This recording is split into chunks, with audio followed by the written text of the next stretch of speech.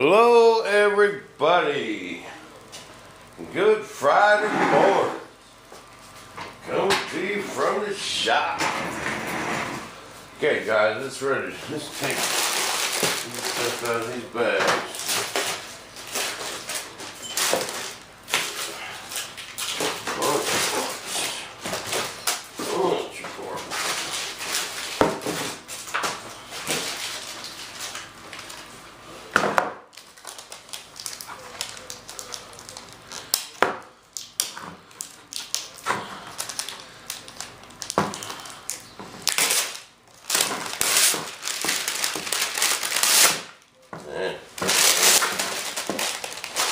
This is my last set of elevators. I'm gonna make for a while.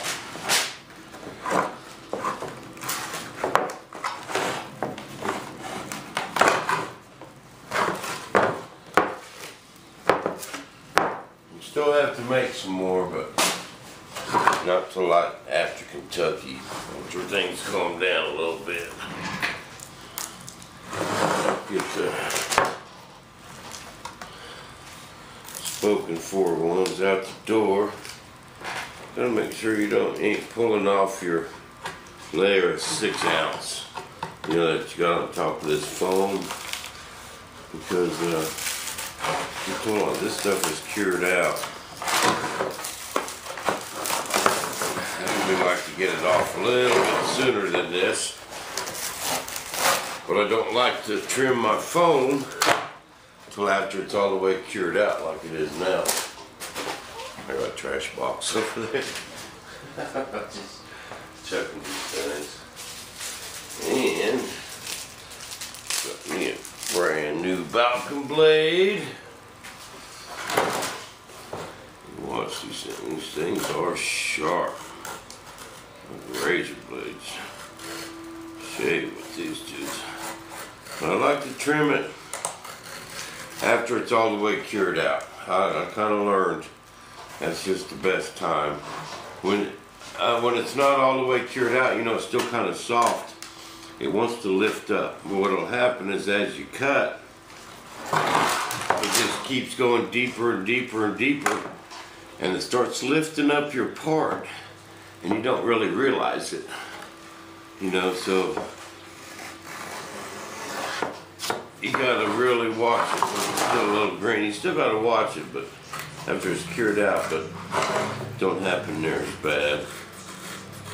And this is actually a little long here. I like to trim them a little bit closer, because what it wants to do, if you leave your foam too long under vacuum, it wants to push this edge this way, which lifts up this edge here, and you'll get voids. I like to trim, but I trim them, but somehow that one got left a little bit long. But you don't want to try and cut it all at one time. Take it down close, you know, just trim it a couple times. Because if you try and trim it all at once, man, your knife will go too deep and it'll lift up your part.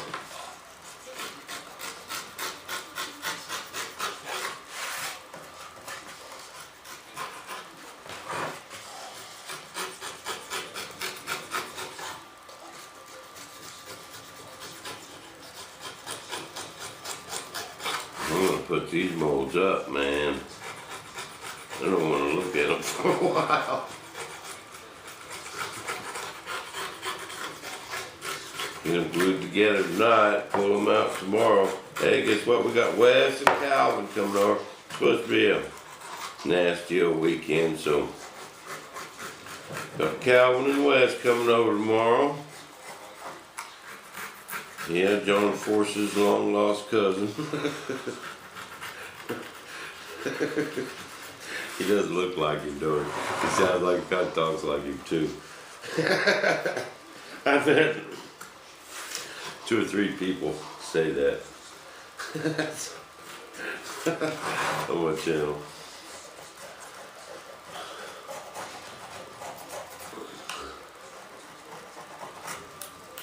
And Calvin, we're going to lay up some parts this weekend. Gonna lay up a few tanks.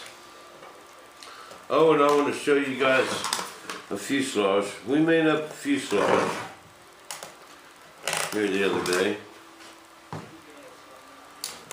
Calvin and Wes helped me. We wanted trying to make Ollie a new one, super light.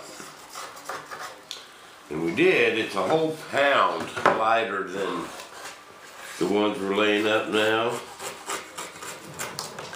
But it's awful soft, man. Awful soft. I'll show you guys. I want to show Ollie anyway. But I just don't think that's you know, I've got quite a bit of weight off these airplanes. I think we don't want to overdo it. You know, it would probably work. Some carbon in the right spot, keep it from snapping it too during flight. It's just so soft, man, you know. I don't think we're going to use it. Not with the engine Ollie's going to use.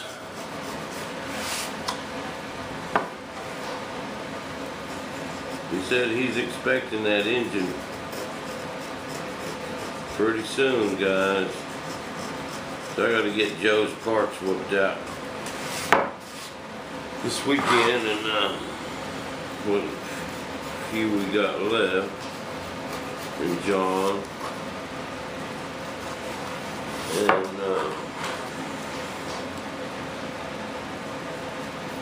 get Ollie's stuff back together, repaint it.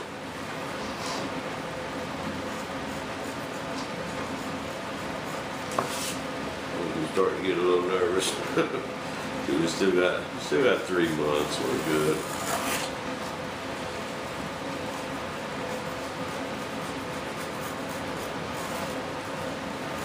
And when you think you start cutting too deep, man, you gotta get out of it. Get out of it, or come back from the other way.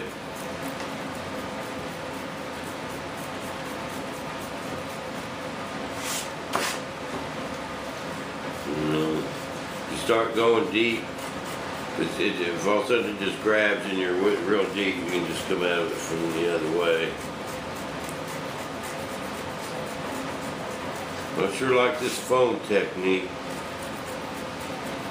You know, these parts I'm putting out now, some of the lightest ever, and they are the lightest parts I've ever made, and really structurally sound. You know. And they're lighter than if you know, sheeted foam and glassed them and primed them up. Oh yeah, it's way lighter than that.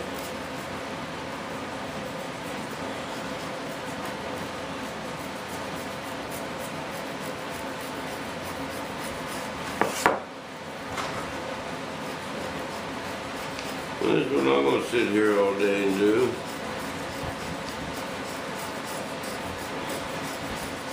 I hope to have them all glued together tonight. I don't have none of the wood cut for this. You know, my ribs, I gotta cut them. I gotta cut the wood for my rudders, for my vertical stab, but it's all drawn out on the wood. I just gotta cut it out.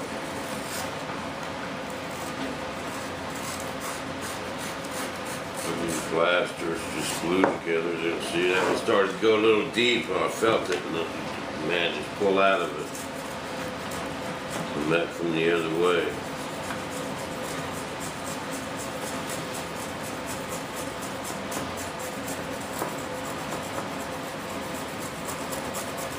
Just don't want to go too fast, you know. Just trim on it. Don't try to get it all with one pass, you know, unless it's trim, you know, cut really close, then you can, but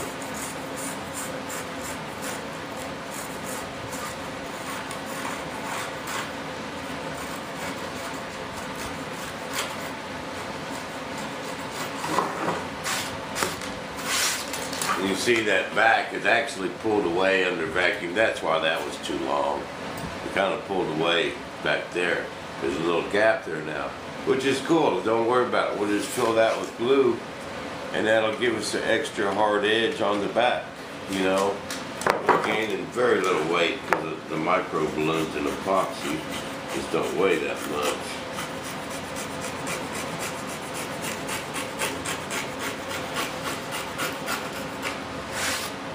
We'll trim that bevel back there.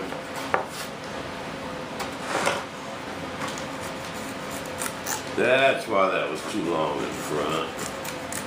It's hard to see, you know, when you get that peel ply on it and the matting, and then you put it in the bag. Sometimes they move a little bit. But it's alright, no big deal. Actually kind of better off because it gives you that real hard edge on the back of your stab that won't dent. You don't cut yourself before you dent that. You kick it with your shin and it cuts you.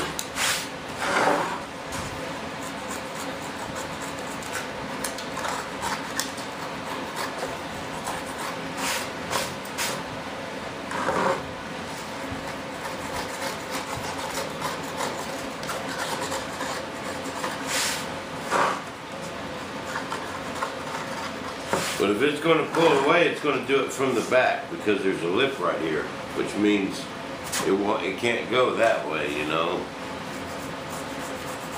It'll be short on the front.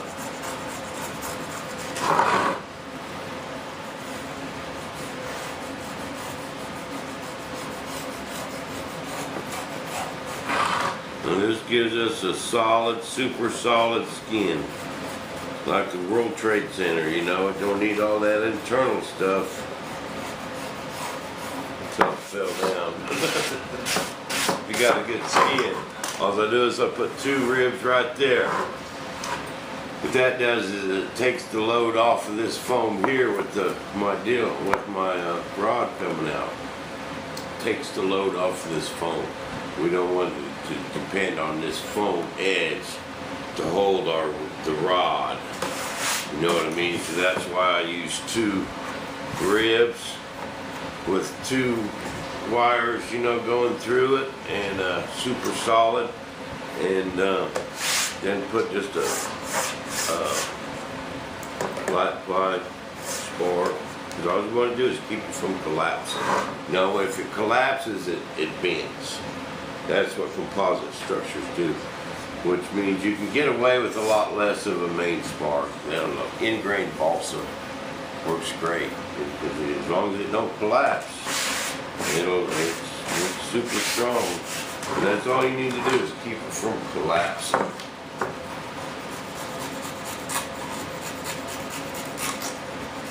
And that dude will be so strong, man, you could just put a load on it like you will not believe. You can like use this stuff for car ramps. Most.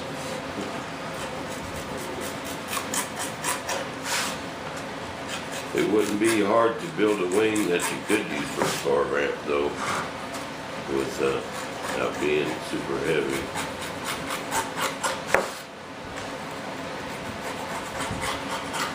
No extra carbon. And take it. Bam! Here we have one trimmed elevator horizontal stab part half. Yeah.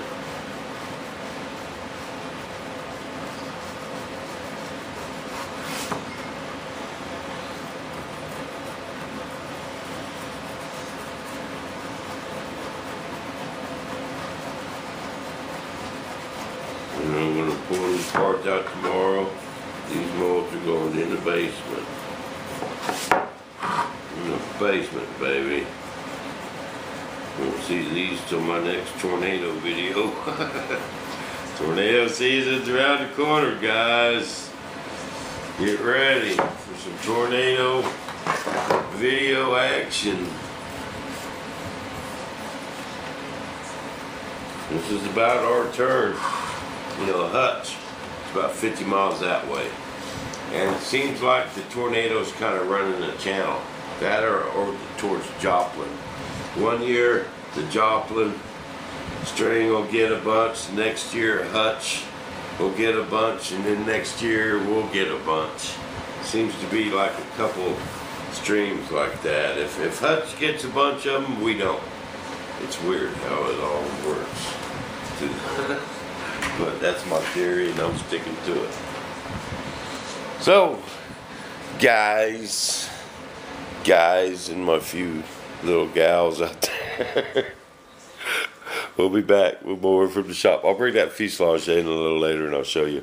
But I want to get some trimming done now. So we'll be back with more.